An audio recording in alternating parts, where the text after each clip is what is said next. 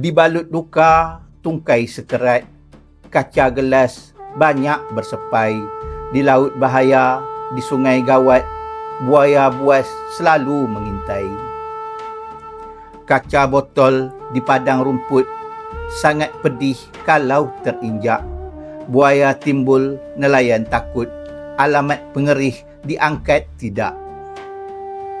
Berkain selutut, memancang sempadan, paku resam berruas-ruas, bermain takut, berenang tak aman, takut diterkam buaya ganas.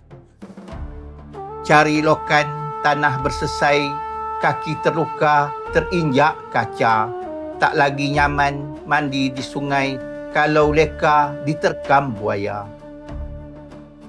Luka lama masih berparut, bila dipandang ngeri terasa, derita nestapa di tepi laut, mengarung pasang ditangkap buaya.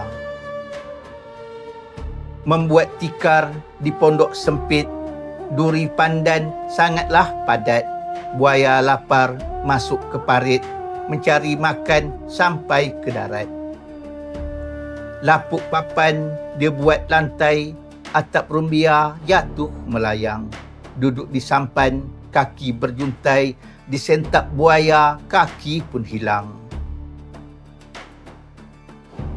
Bisanya bisul seperti luka, besok sembuh pasti berparut.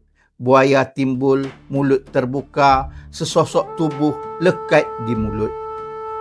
Bila terpikul sebongkah batu, tentulah dapat memikul talam.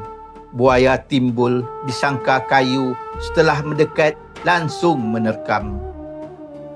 Kaki kiri jalan dahulu, rupanya yang kanan tinggal belakang. Petinggi negeri tak ambil tahu, buaya memakan penduduk hilang.